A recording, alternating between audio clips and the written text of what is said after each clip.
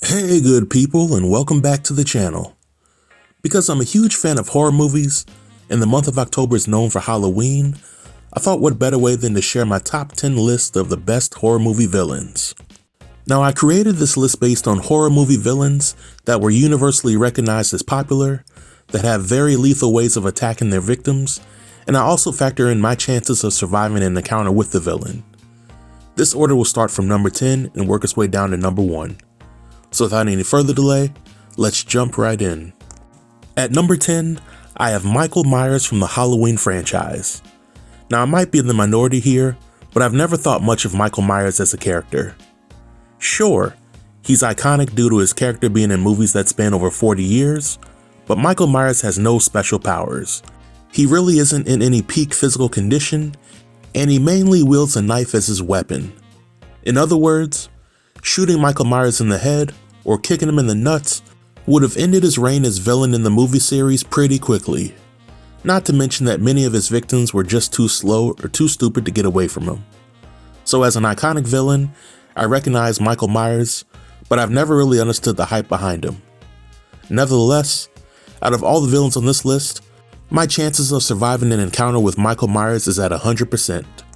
At number 9, I have Leatherface from the Texas Chainsaw Massacre series.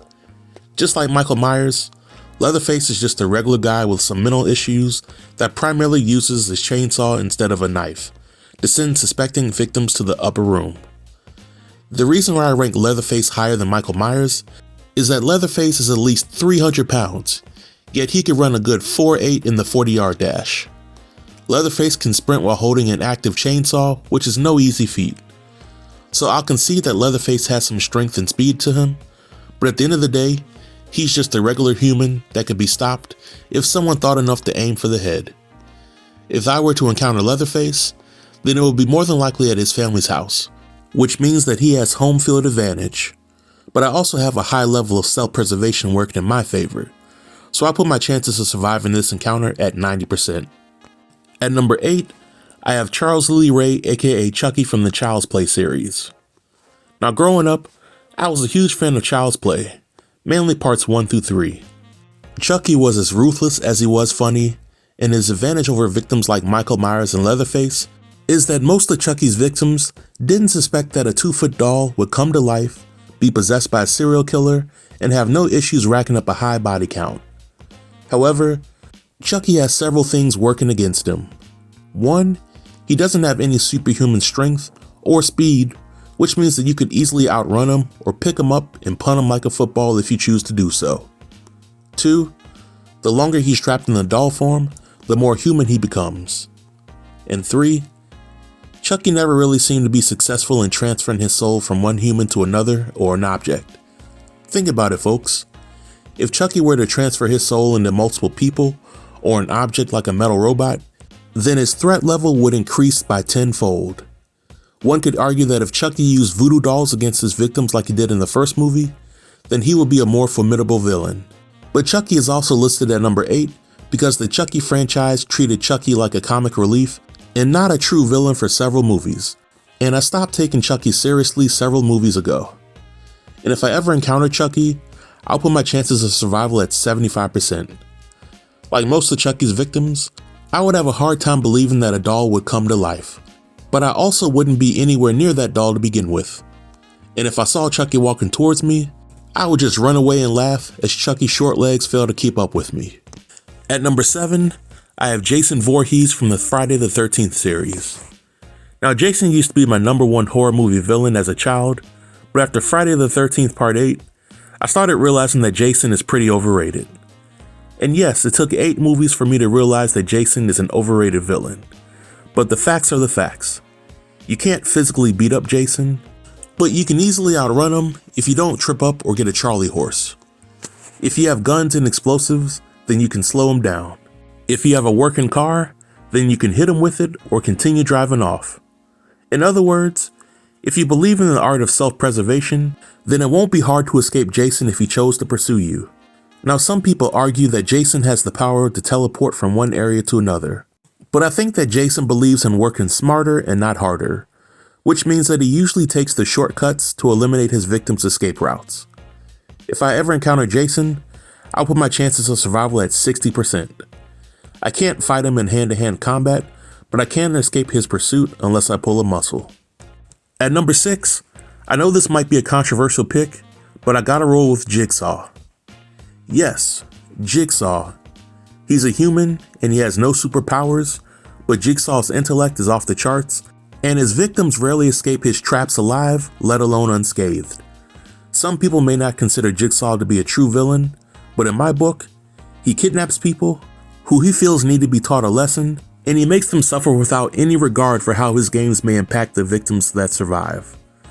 Jigsaw has had quite a few proteges that tried to learn his ways, only to become more evil versions of himself. But I think that when it comes to this list, Jigsaw would have been a lot higher if he was fully healthy instead of dying of terminal cancer. A fully healthy Jigsaw is not getting stopped by the police or anybody with a desire to confront him. Now, if Jigsaw kidnapped me and had me play one of his games, I would put my survival chances at 50%. It really depends on which game I have to play, because some of his games are not as fair as others. Several people have survived their encounter with Jigsaw. It's all a matter of what they're willing to do to survive.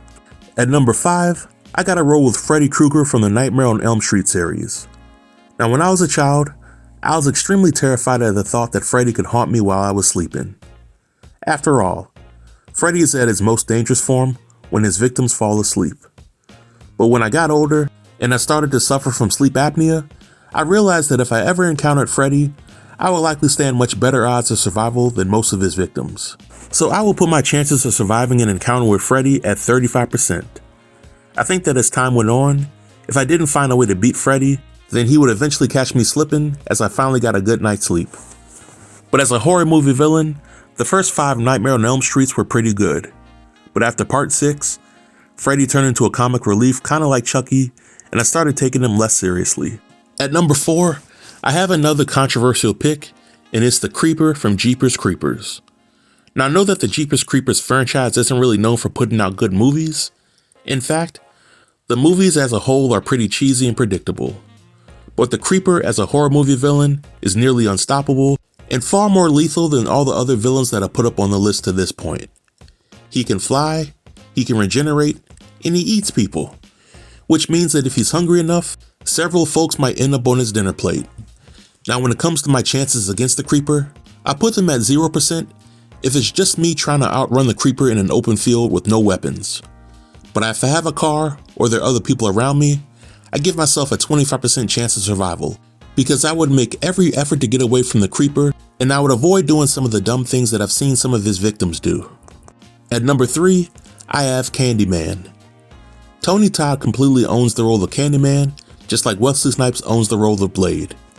I think it's worth mentioning that the new Candyman movie was trash, and I don't think that it should be associated with the Candyman franchise. But Candyman is not only a formidable horror movie villain, but he's one of the biggest trolls in the horror movie universe. How many other villains kill their victims only to pin the deaths of those victims on the movie's protagonist? He really doesn't have any weaknesses, but Candyman's existence primarily depends on people believing in his myth. So just like the Creeper, in a one-on-one battle with Candyman, there's 0% chance of survival because Candyman likes to catch people slipping when he knows his victims can't see or fight back. But if I were the protagonist, I would put my survival chances at 20%, which means I would try to stall Candyman until I found a way out of the situation. At number 2, I have Pennywise from the It movie series.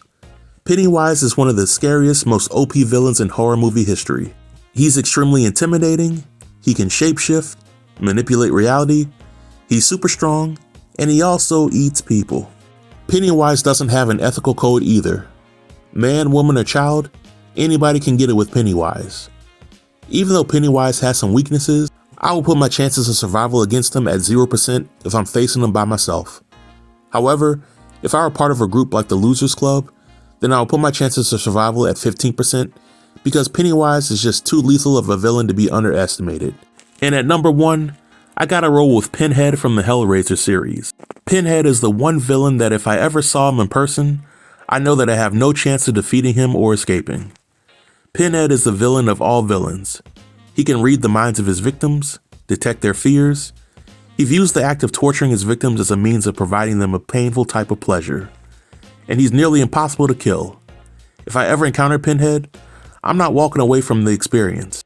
The fact that some of the protagonists from the Hellraiser series were able to survive the events of their movie means that Pinhead is so OP that the people in his movies have to be given a ridiculous amount of plot armor in order for their survival to make some shred of sense. But to me, no other villain tops Pinhead. But this is my list, and I'd like to know what you all think about the list. Also, who will be on your top 10 list of best horror movie villain? Feel free to leave your comments below in the comment section, and I'll reply to everybody. Until next time, stay tuned and stay safe. Peace.